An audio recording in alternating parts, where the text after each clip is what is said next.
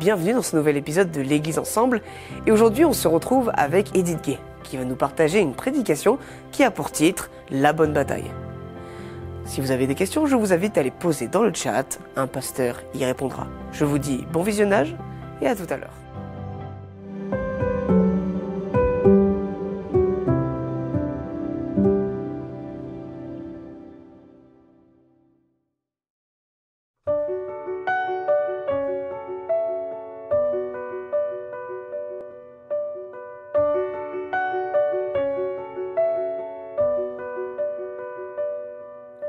Cherchez d'abord le royaume de Dieu et sa justice, et toutes choses vous seront données en plus. Alléluia, alléluia.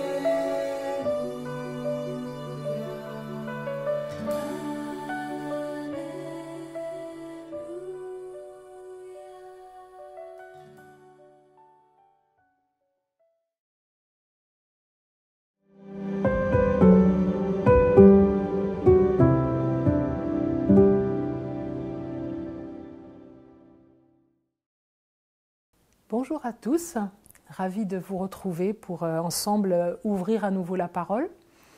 Et ce matin, je vous propose de l'ouvrir dans un chapitre de Samuel, 1 Samuel précisément, le chapitre 25. C'est donc un chapitre de l'Ancien Testament qui relate un épisode de la vie de David, peut-être pas le plus connu, et comme il est un peu long, je vous inviterai plutôt à le relire à la maison. Mais voici en résumé ce qu'il décrit. David est en fuite, il fuit Saül et il est dans la nature avec ses compagnons d'armes. Peu de temps avant, il avait défendu des bergers et il les avait protégés pendant la nuit de possibles attaques qu'il puisse y avoir dans cette contrée. En effet, c'est la période de la tonte des bêtes. Les bergers sont dehors. Le texte nous dit que ces bergers et leurs troupeaux appartiennent à un certain Nabal. Nabal était un riche éleveur de brebis, de chèvres, mais décrit comme un personnage étant grossier et méchant. Et dans ce passage, David estime qu'une petite rétribution du service qu'il vient de rendre à ses bergers n'est pas hors de propos, et du coup, il va envoyer des messagers faire une proposition à Nabal. Il leur demande de bien saluer Nabal, de lui souhaiter la paix sur sa maison, de lui rappeler que ses hommes ont été protégés, ses bergers, et que du coup, bien peut-être de donner quelque chose à ses messagers, ce qu'il aura sous la main. On parle surtout de nourriture à ce moment-là, puisque, pour rappel, David et ses hommes sont dans la nature, en fuite. Les messagers vont aller trouver Nabal, et au verset 10 de ce chapitre 25, nous avons la réponse de Nabal. Eh bien non, je ne donnerai rien. Les messagers retournent donc auprès de David et rapportent la réponse de Nabal. Et au verset 13, nous voyons monter en David une colère hors norme. Je vous invite à la lecture de ce verset 13. Alors David dit à ses gens, que chacun de vous saigne son épée. Et ils saignèrent chacun leur épée. David aussi saignit son épée. Et environ 400 hommes montèrent à sa suite. Il en resta 200 près des bagages. Vous notez que le texte ne nous dit pas « David se mit en colère ». Vous voyez ce qu'il est en train de mettre en place. D'abord une réaction immédiate, sans réflexion. Ensuite, un ordre de prendre les armes. Ensuite, lui-même veut y participer à cette bataille. Il est en train de préparer quelque chose de fort. Et il emmène un effectif hors norme. 400 soldats, nous dit le texte, contre des bergers. Et l'objectif est de tuer Nabal, mais aussi tout son entourage, nous dit le texte. Cela me fait réfléchir à certaines de nos réactions, non ? On ne dit pas tout de suite, voire pas du tout à l'autre, qu'on est en colère. Mais on met déjà en place toute une stratégie de bataille, toujours sans réflexion, en préparant nos armes, mais bien aiguisées aussi, et notre langue est souvent une arme redoutable. On prépare en secret notre propre défense, et on y met les moyens. Pour nous, c'est peut-être des années de colère, de brouille, de disputes. Et on ne se rend pas toujours compte qu'on touche aussi l'entourage. Dans notre histoire, Dieu va mettre en travers de la colère de David une femme, d'une sagesse et d'une intelligence incroyable. Cette femme, c'est Abigaïl. Abigaïl, c'est la femme de Nabal. Et des serviteurs ont entendu que David préparait une expédition punitive pour Nabal et tout son entourage. Donc ils sont venus en parler à Abigaïl. Et au verset 14 et 15, ils vont expliquer que David et ses hommes ont été bons pour eux, mais que quand ils sont venus saluer leur maître, celui-ci les a rabroués. Au verset 18, elle va alors préparer une caravane de boissons et de nourriture. Je vous invite à lire ce verset 18. Abigaïl prit aussitôt 200 pains, 2 outres de vin, 5 pièces de bétail apprêtées, 5 mesures de grains rôtis, 100 masses de raisins secs et 200 de figues sèches. Elle les mit sur des ânes et elle dit à ses serviteurs, « Passez devant moi ». Chez elle aussi, on ne lésine pas sur la quantité et on y met les moyens. Elle aussi, elle va décider de se joindre au cortège, d'être participante. Mais dans quel but ? Pendant ce temps, David est en route. Et les versets 21 et 22 du chapitre nous rassurent, il est toujours bien dans la même lignée. Je vous lis le verset 22. « Que Dieu traite son serviteur David dans toute sa rigueur, si je laisse subsister jusqu'à la lumière du matin, qui que ce soit de tout ce qui appartient à Nabal. Ça ne nous rappelle rien. Quand cette colère ne passe pas, et pour cause, eh bien on se la passe, on se la repasse cette colère, depuis des années peut-être. Et puis on ne peut pas la digérer, puisqu'on la rumine. Sur la route, le moment de la rencontre est arrivé. Et c'est Abigail qui, la première, va prendre l'initiative. Elle se jette aux pieds de David. Elle se prosterne même devant lui. Elle l'appelle « Mon Seigneur ». Mieux, elle prend même faute sur elle. Et puis, elle prend la parole. Elle argumente en reconnaissant qu'il y a chez son mari de la folie, qu'elle sait que c'est l'Éternel qui guide David. Elle distribue ses présents. Elle demande le pardon même à David, alors qu'elle-même n'a rien fait. Et au verset 31, elle dit quelque chose de très important et qui va marquer David. Verset 31. « Mon Seigneur n'aura ni remords ni souffrance de cœur pour avoir répandu le sang inutilement et pour s'être vengé lui-même. » Elle s'adresse à David, « Mon Seigneur, ni remords. » C'est une approche inhabituelle mais intéressante. David, tu luttes et tes combats sont pour le Seigneur. Pourquoi descendre au niveau d'une vengeance personnelle?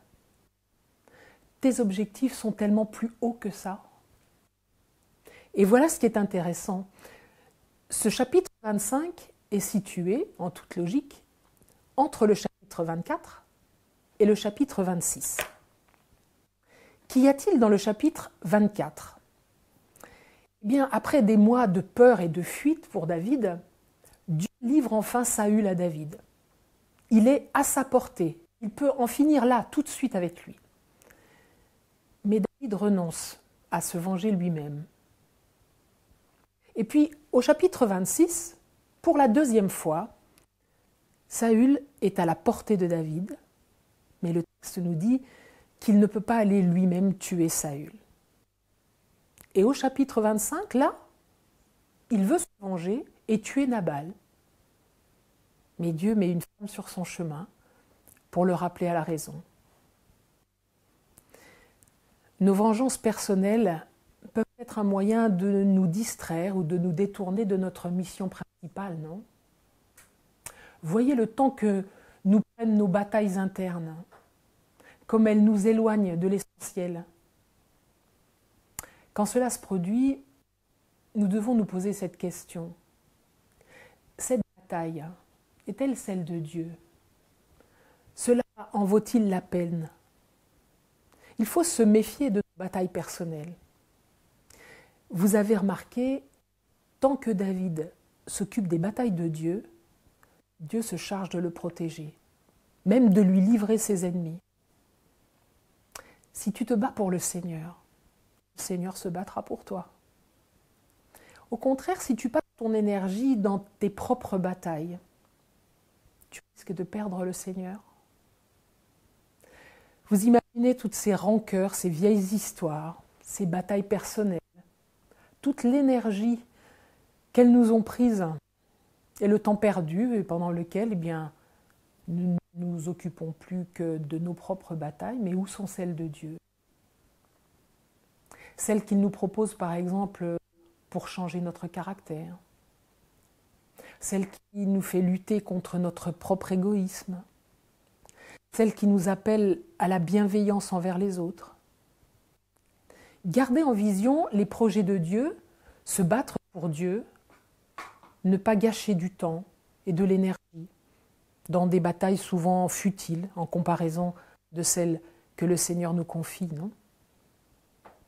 En mettant Abigail sur le chemin de David, Dieu lui fait encore un cadeau, celui de s'arrêter, de prendre le temps d'écouter l'autre, de se laisser interpeller par une parole de paix et non de guerre, de renoncer à ses propres projets et de reconnaître que c'était une folie.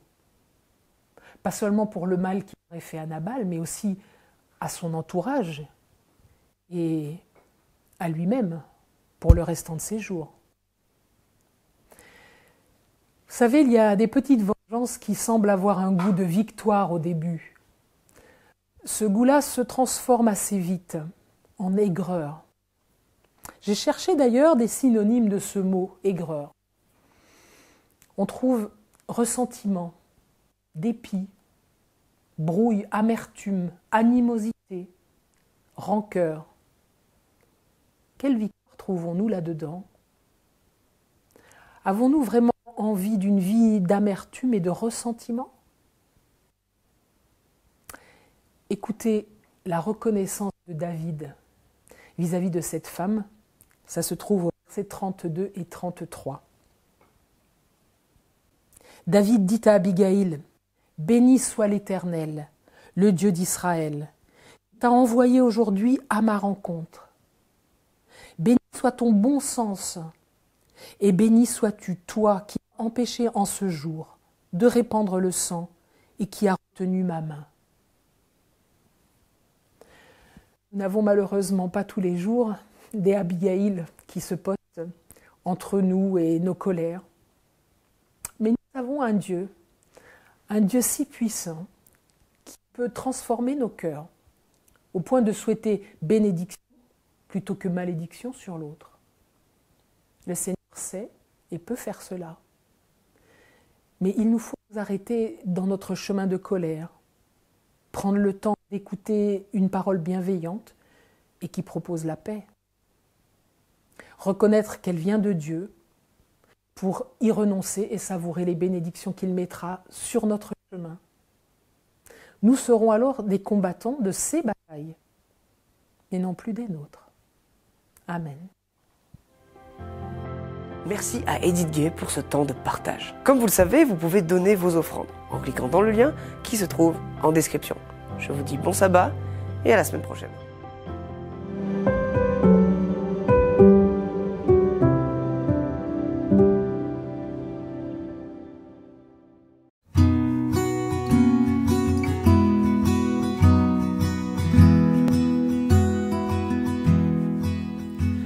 Quel repos céleste, Jésus, d'être à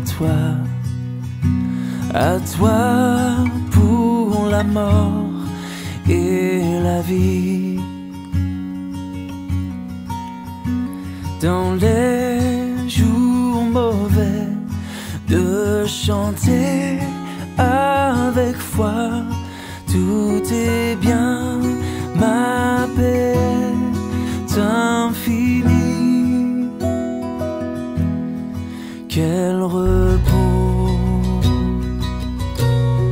quel repos,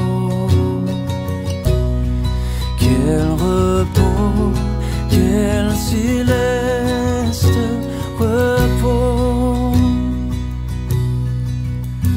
quel repos céleste.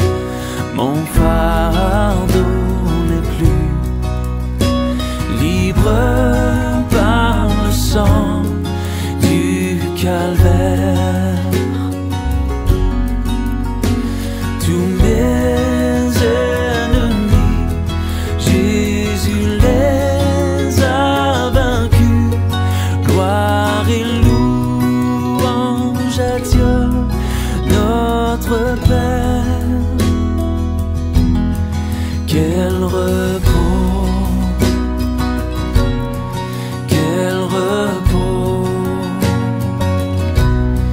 quel repos, quel céleste repos.